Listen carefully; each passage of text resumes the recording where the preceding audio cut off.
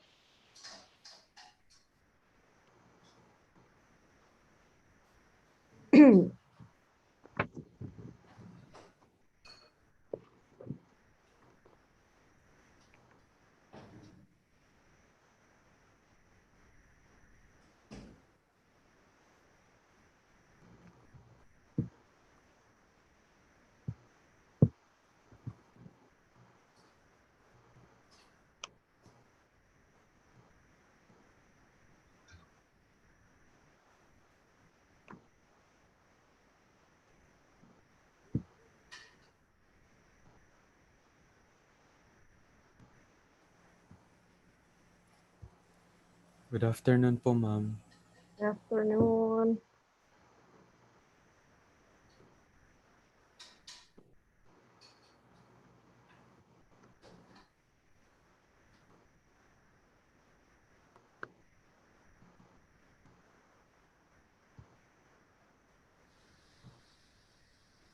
Good afternoon po, ma'am.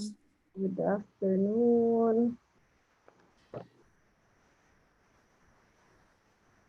So the foreign people are not yet with us. Ito na. Our kids.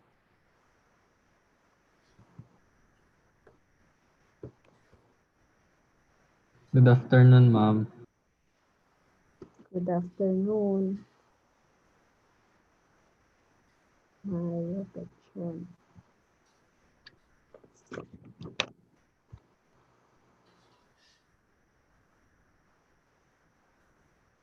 Okay, I guess everybody is here except for Gaius, Gabriel.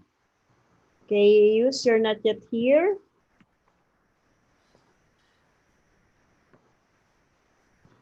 All right, open your cam now, guys. You open your videos. Yan. We'll start.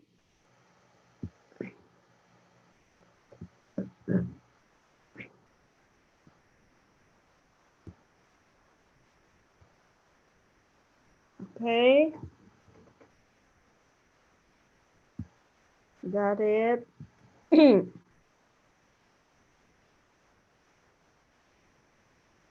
What about Hans? Are you there, Hans, Joseph, Angelo, Mark, Adrian? Please open your cam, your video. Let me see you. Yes. Okay. Who's our prayer leader today? Mr. President? Si Mendoza po, ma'am. Hello po. Ay, Mendoza po. Mark, we could not hear you. I Hello could not po. hear you. Hello. Yes. Si Yes. Mendoza po. Okay. Leo, is that Leo Mendoza? Opo. All right, Leo. Please unmute. Leo, are you there? Yes, pa. Okay, go ahead, Leo. Please lead the prayer. Most powerful and loving God, we praise you, we adore you. We give you thanks for your abundant goodness and generosity. Despite our unworthiness today, O God, in a most special day and most special way, we ask for your grace to sustain us and inspire us to do and fulfill our relevant to our studies, a classroom setting, in a way be more challenging as we do not get to be together physically. And the delivery made of learning is virtually but with you on our side. We will be able to carry this out. Help us, O God, to be honest and responsible students. May your goodness and generosity continue to strengthen us to shun away evils and temptation and inspire us to belong to what is right and good. Grant us in we pray for all sick, the burned, and for all who are suffering because of COVID-19. We sincerely pray for our continued protection, safety, and wellness, O God. We pray all this in your most holy name. Amen. Amen.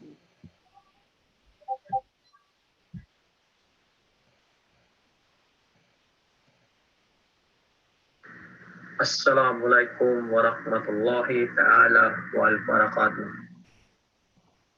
Bismillahirrahmanirrahim. Alhamdulillahi rabbil alamin. Ar-Rahmanir-Rahim. Malik yawmiddin.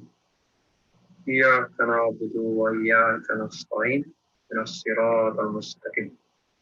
Siratal ladzina an'amta 'alaihim ghairil maghdubi 'alaihim waladdallin. Amen. Good afternoon, everyone. Can you unmute for a second and say good afternoon? Good afternoon po. Good afternoon po. Good afternoon, ma'am. All right. Yes. Nice hearing you and being with you today. Okay. Gaius is now being admitted.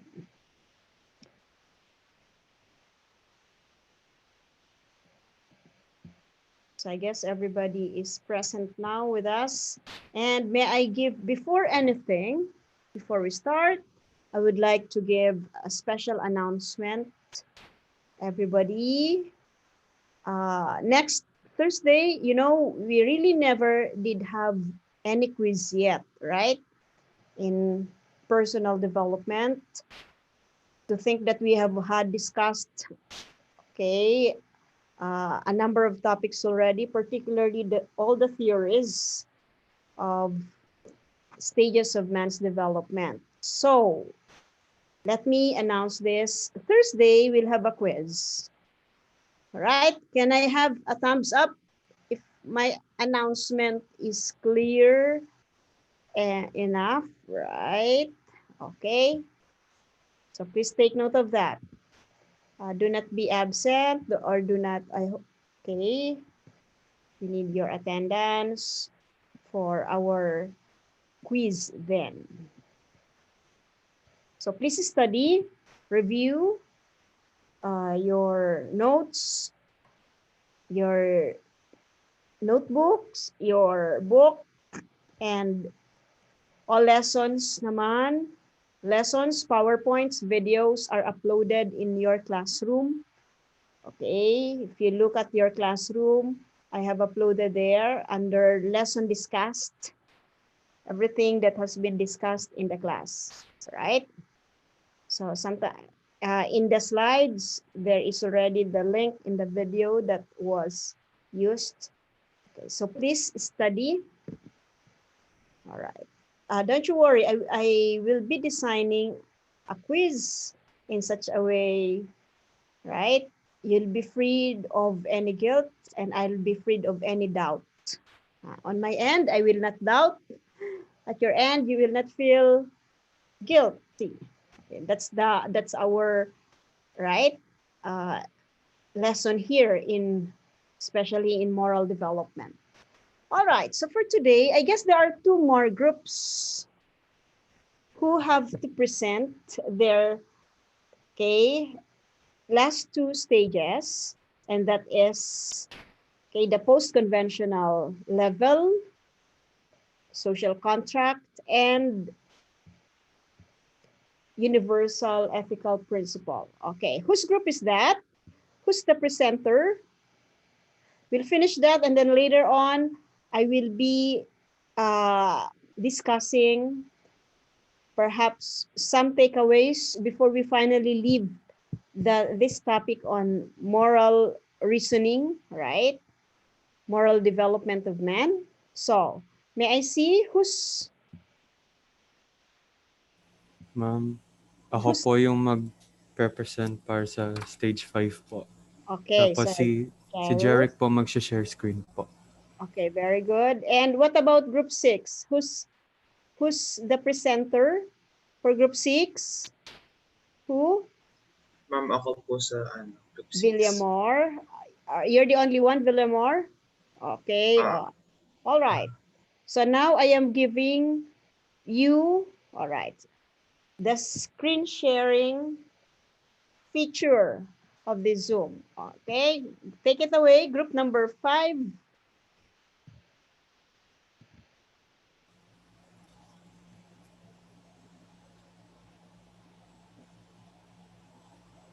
Kaya lang po, ma'am. You can share screen now. Kaya po, ma'am. Wait lang po.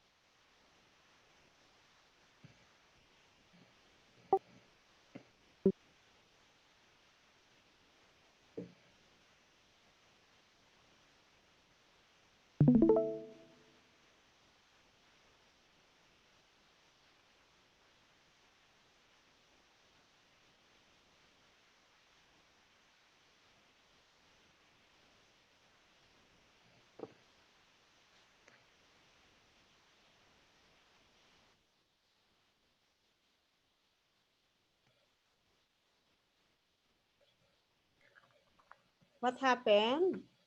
Ayan. Okay.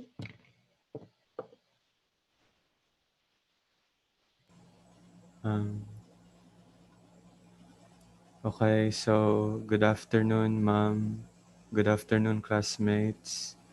We are group 5 and today I am going to present the scenario that is related to stage 5, which is social contract orientation.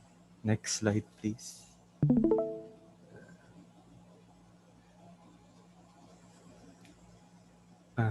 So, before I dive into this scenario, the definition, what states in stage 5 is that individuals in this stage are aware that laws are flexible, that laws can be changed, that they can be removed, that they can be added.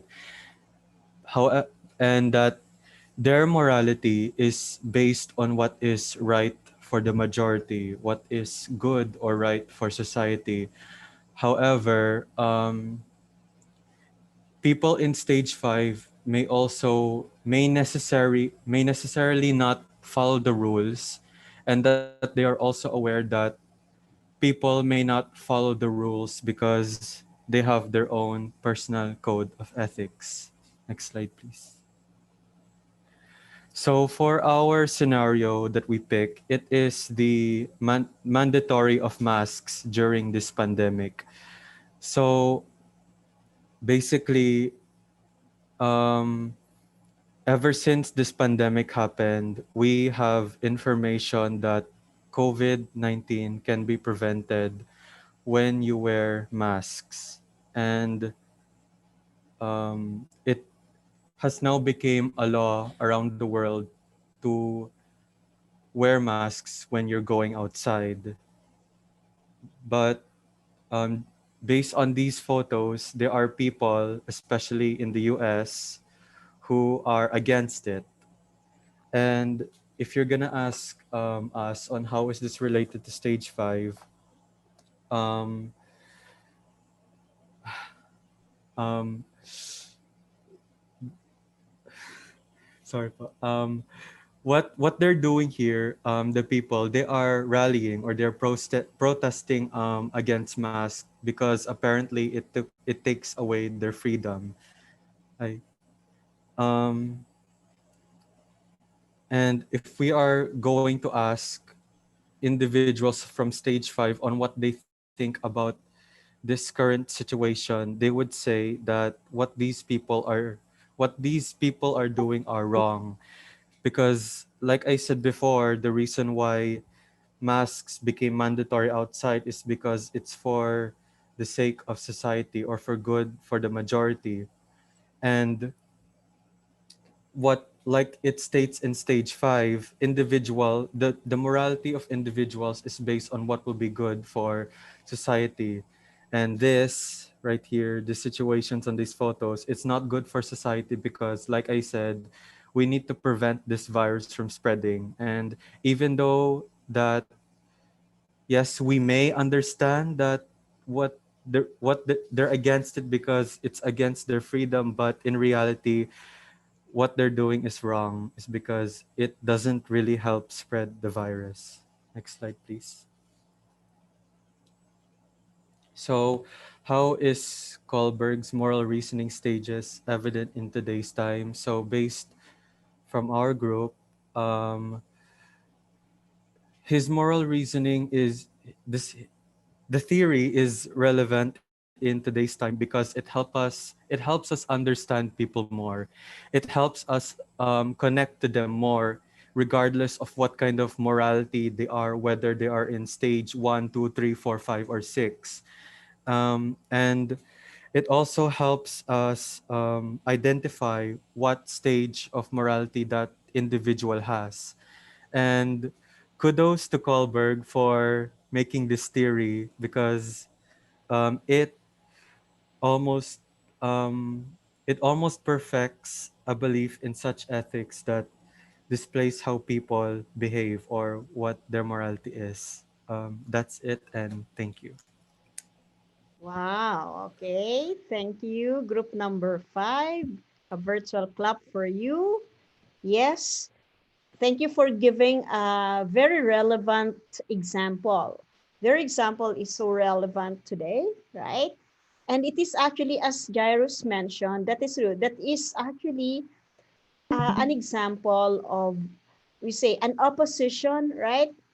An opposition or otherwise to what is stated in uh, stage 5. Please take note of that. That was not a perfect example of stage 5 of going beyond the law for the sake of the majority, but it is otherwise, right? So meaning to say, uh, we have to avoid such kind, or we have to uh, not be following, of course, right?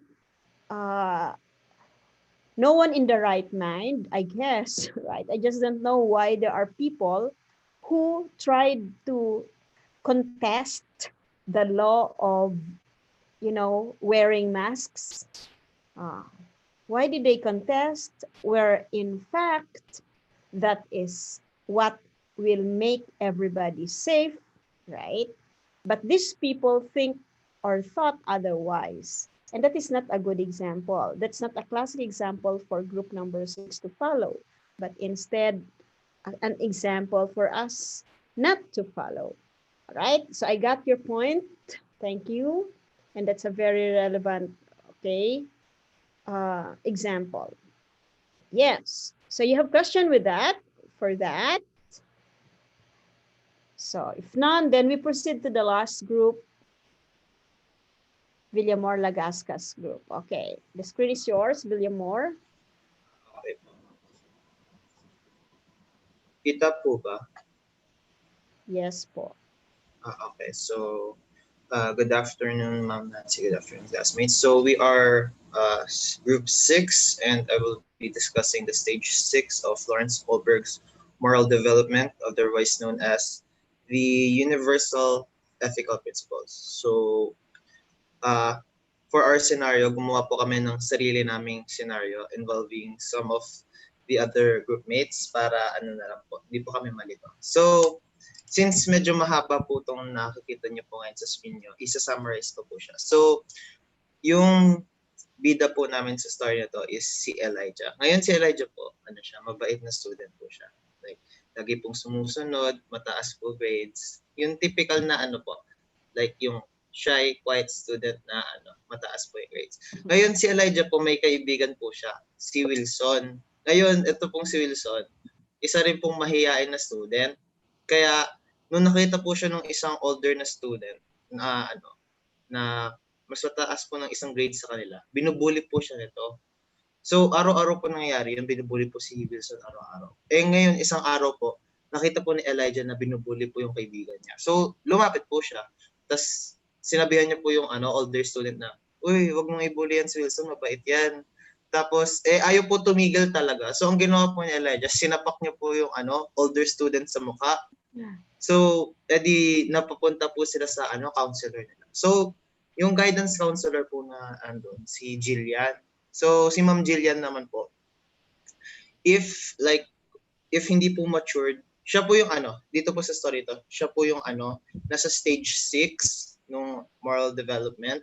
Kasi if any other person po yan na like hindi pa po nasa stage 6, ang una po nilang gagawin is ipapunish po si Elijah since by rule of the thumb, siya po yung unang sumapak, so siya po yung may mali. Pero si Ma'am Jillian, hindi po siya gano'n. So, si Ma'am Jillian, ang ginawa po niya, hinanap niya po yung root ng problem. So, instead of looking at the problem based from its appearance, based from her first impressions, she started to dig deeper. So, nalaman po niya na binubuli pala po nitong older student yung si Wilson.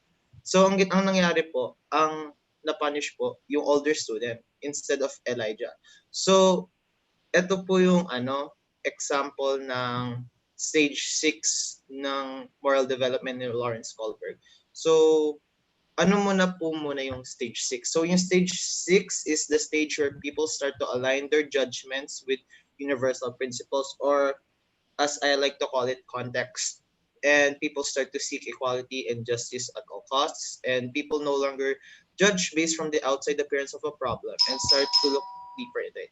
Wait lang po, ma'am. Andyan na po nanay ko. Wait, bubuksan ko lang po yung pintuan. Okay. O, Wait sige. lang po. May intermission. Okay. May intermission si William Moore.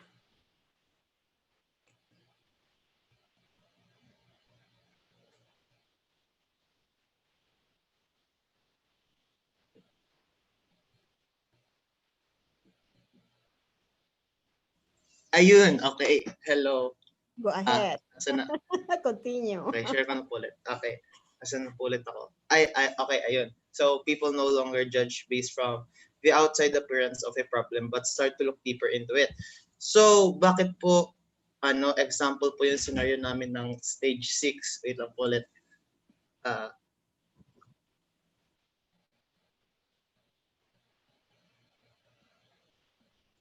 Okay.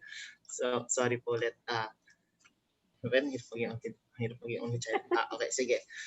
So, yung scenario na binigay po namin, example po siya ng stage 6 ng moral development. Kasi si Ma'am Jillian, instead of yung 3 definitions po na binigay ko kanina, yung ginawa po ni Jillian dun sa scenario na yun, nag-fit in po siya, which is, wait lang, balik ko nga po. So, which is, yun nga po, start to align their judgments with the universal principles or context. In this case, yung context po dun sa scenario na yun is yung pangbubuli po ng older student kay Wilson. Tapos, yung context po kasi, habang bata pa po tayo, hindi pa po siya nagpe-play ng major role sa buhay po natin. Pero as we grow older and as we mature, according to our mental stability ba yun? Basta, as we mature po, yung context po starts to be more involved in our decision making. Doon din po pumapasok yung pagkakaroon po natin ng hati sa pagkakaintindi natin mula from right thing to do and the correct thing to do. So pag tinignan niyo po, halos parehas lang po sila, di ba? Pero in truth po, magkaiba po sila, which ito po yun. So yung the correct thing to do is free from error or in accordance with fact or truth, while being right is being morally good, justified, or acceptable. So dun po sa scenario na binigay po namin, the correct thing to do there was for Elijah to report the incident to the teacher. Pero since silang tatlo lang po yung nandun, it's their word versus the older students. So that would have been ineffective. Pero yung ginawa po ni Elijah, it was the right thing to do because standing up for the people that you care about should be your top one priority. when it comes to situations like this.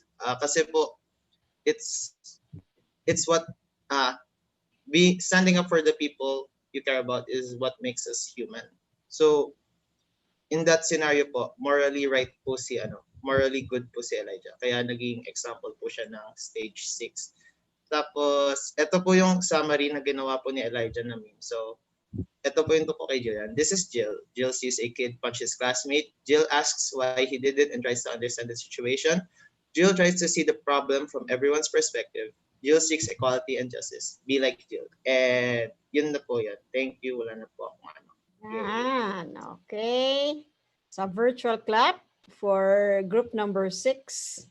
And that was a comprehensive analysis. What you did was, giving a comprehensive analysis of stage number 6 and giving us that example. Yes, I like that.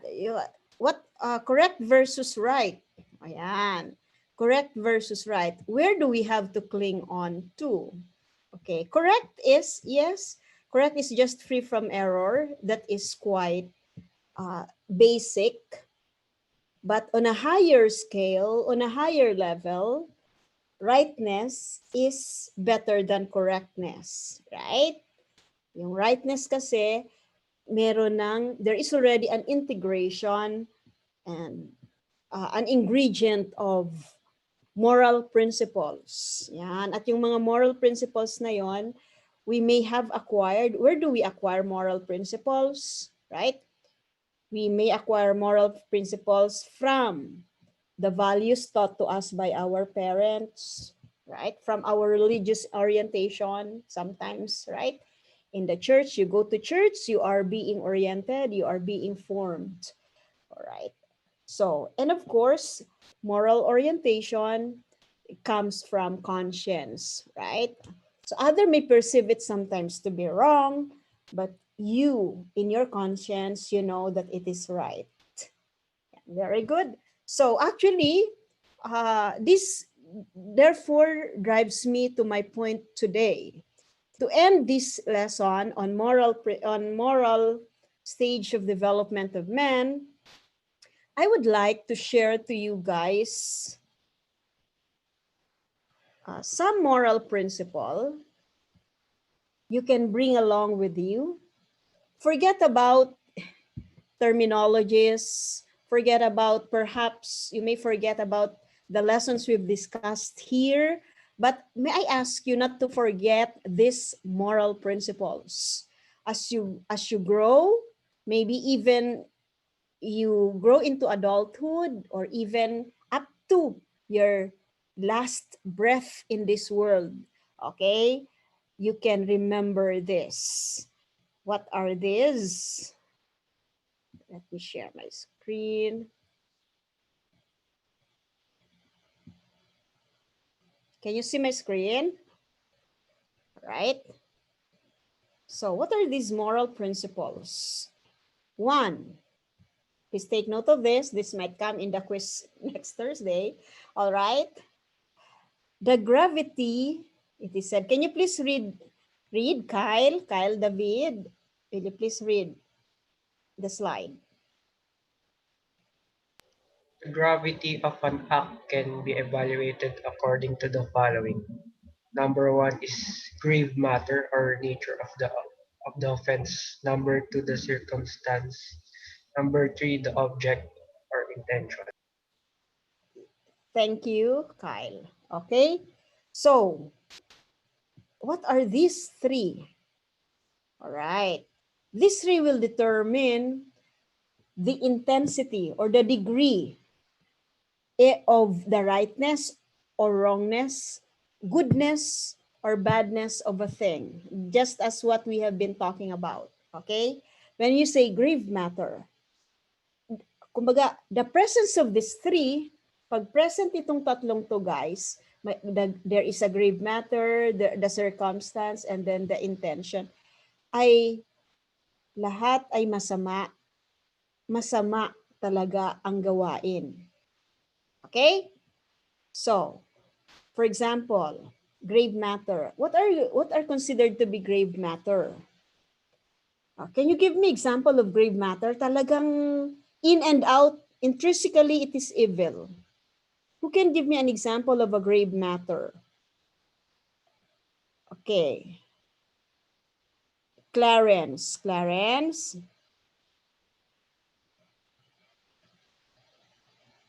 Clarence, can you give me an example of a grave matter? Kumbaga, in and out, talagang masama siya. Evil. Sino pong Clarence? Paragoso. Ikaw Okay. yon. Okay, sorry. There are two Clarences pala. Ma'am, I think example po yung to kill. Yes, that's example. Kill. Oh, thank you, Clarence. Another Clarence. May I ask another Clarence? Can you give me another, Mr. Clarence Santos? Give me another example of grave matter. Pagnanakaw po ba? Yes, very good. Pagnanakaw, killing, these are grave matter. Why? Why are they grave matter? Ano ang ang bateya natin? Una, they are all against the commandments of God. Sabi nga natin, di ba? Thou shall not steal, thou shall not kill. All right. So for Christians, and I guess even Muslims, right? Muslims, I know, believe also in, right? Particularly in the Old Testament, they believe in the commandments. So anything against the commandments are basically grave matter. Yan. Kaya, thou shall not, ano pa yan? Thou shall not commit adultery, thou shall not lie. So lying is also a grave matter. So these are grave matters. So by nature, they are grave. They are bad. However, okay, magiging totally bad sila kung talagang, limbawa, yung pagpatay. What is the circumstance? Pinatay, talagang murder. Or ano pa yung different kinds of murder, right? Homicide, parricide, ano pa. Tapos, pangatlo magdedetermine is the object or the intention. What is the, if it was intentionally done, yan, it becomes really a very bad thing. But, if there is no intention, kumbaga, sige nga, who can give me an example of a killing done not of intention? Nakapatay ka pero hindi mo intention. Walang intention. Okay. Yes. William Moore. Self-defense. Killing out of self-defense. That's right. Okay. That's what makes, when you kill out of self-defense, but take note, ang ano sa self-defense ay you should have at least maximize every possible means to avoid killing. Right?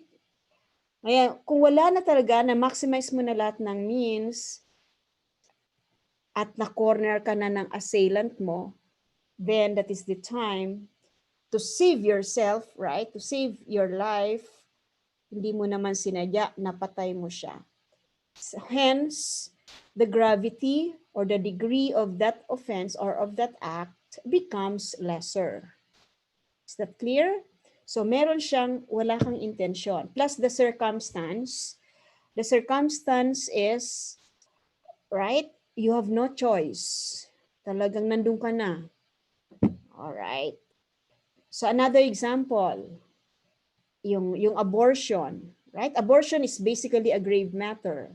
Why? Because it is killing the life of an innocent, innocent life in the womb of a mother. So, killing. And that is one worst form of killing because you are killing a very innocent, a defenseless human being. That makes it grave. Kaya lang, there is a circumstance. What is the circumstance? Perhaps the mother's pregnancy is putting her into danger. Or, di ba, pwedeng mamatay yung nanay. O kaya may sakit yung nanay, hindi pwedeng magbuntis. What else? Ano pang circumstance?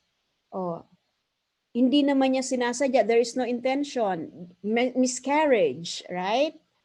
Pag Oh, that is nagtrabaho po sa Saturday, hindi po sinasadya. pag ano? Pag nagtrabaho po sa Saturday, di po sinasadya. Since nasa Pagtraba Ten Commandments din po yun. pagtrabaho sa Saturday. Opo. What is your question? Is that you, Gwen? Ay, ano po, kasi since yung grave matter po, lahat po ng Ten Commandments, pag disobey, bawal po. Well, I think circumstance po circumstance po yung pagtrabaho sa Saturday. Since bawal po magtrabaho sa Saturday, sabi po sa Ten Commandments. Who told you it's Saturday, right? The Sabbath's day po is the last day of the week, so Saturday po. Okay. Yes. That is according to the Jews, right? Jewish yung Sabbath. But actually, any day, but as long as you allot any day of the week, as long as you allot a day of rest, okay?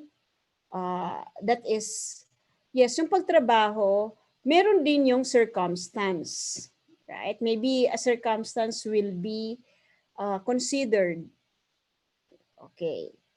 Yes, that is actually a commandment na at least, di ba? Kasi yung magtrabaho ka the whole week, even God rested in a day, right? Even God in His creation, when He created the world, He rested one day. So He gave us a perfect example how to treat work, right? Because other than work, there are other more things in life that we have to put our concern and attention to. That's why we allot a day, especially for our family. Now, however, there are situations or circumstances that sometimes may actually, for example, parents may, kaya lang, huwag naman all the time. Alright? Yun yung ano, hindi naman all the time, all week, all month long. So, kung talagang hindi lang nakailangan o hindi maiwasan. Sorry for that. Okay? Oh, thank you for bringing that up. So, yun. Dapat, actually, kung tatanungin mo yung daddy or mommy mo, baka ayaw naman talaga nila. So, wala silang intention. So, that is already the third. So, they could be freed from the guilt, right? Ayaw naman nilang magtrabaho, kaya lang kailangan. All right. So, you can classify that under intention and also the circumstance. So, nalilesen na. All right? Now, another, yan. Can you please read the next moral principle? Kirk, will you please read? The end does not justify the means. Have you heard of this principle? Sige nga, who can give an insight about this? The end does not justify the means. Any hand?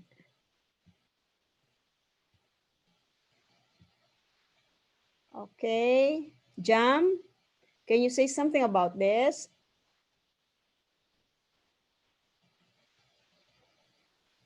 Sir po, di ko po paalam pa. All right. Oh, Ahmad, can you say something about this, Ahmad? The end does not justify the means. What is your take on this? Analogically speaking po, parang sa pirates po, Mm. it's not about the treasure they're looking for, but it's about the bond with their crewmates throughout the journey. Wow. Okay. Oh, go ahead. Dig deeper. You are on the right track. So what do you mean by that? The treasure map that leads to nowhere doesn't really matter, or no matter what the value of the treasure is that they find, what's more valuable is the bond that they shared during the journey with their crewmates, their crew.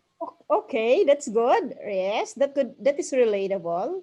Now, there are two key words here, end and means. Yan. The end here means, I'm sorry, the end refers to the intention, the result, the goal. Ayan. And the means here pertains to the ways and steps, the procedure used to attain that goal, to attain the intention, to attain the result. So, it means that no matter how good the result is, but if, or no matter how good the intention is, the goal is, but if it was realized in an immoral or wrong manner, it is not justifiable. Therefore, it is still wrong. Is that clear, everyone? I'll give you a perfect example. You're familiar with Robin Hood. Who's familiar with the story of Robin Hood? Mikael, are you familiar with Robin Hood?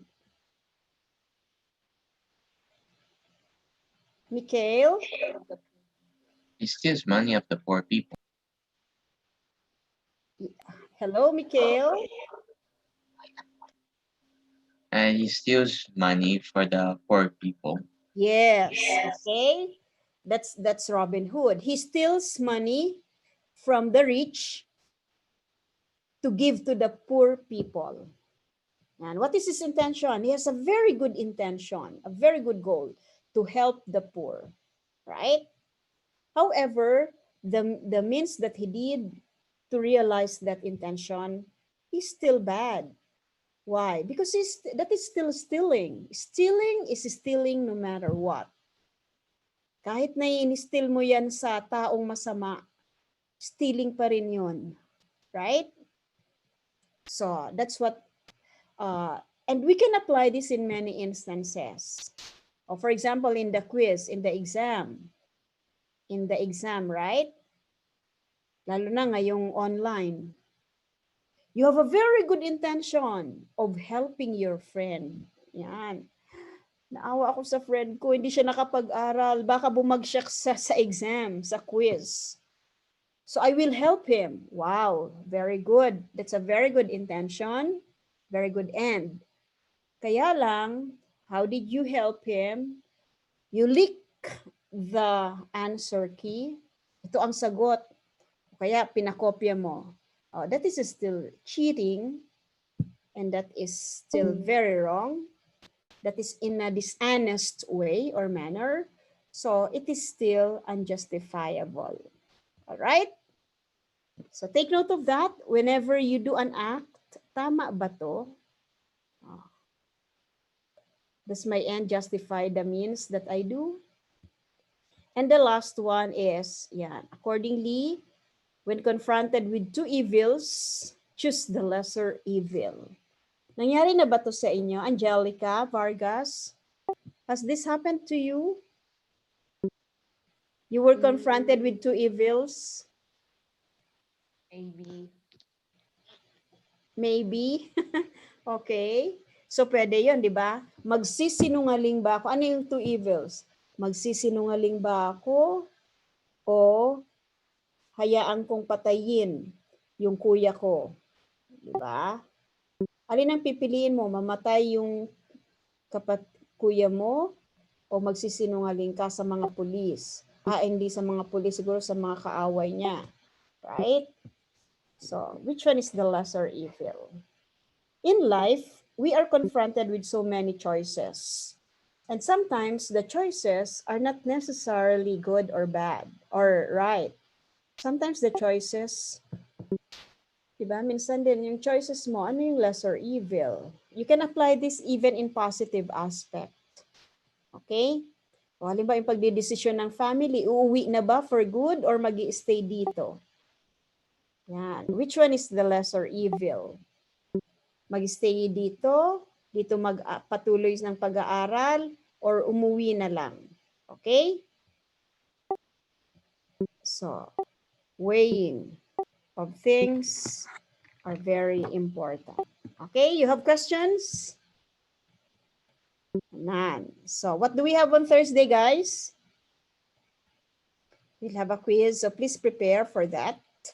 Okay. So we call it's then a day. So we end the class with a short prayer. May I ask again our prayer leader to please just say a little prayer. Okay.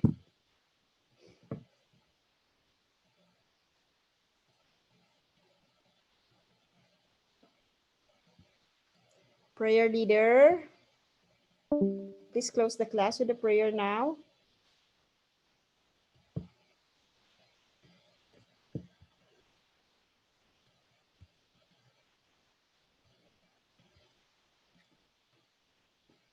Leo, is it Leo, right? Yes, po. Go ahead, Leo.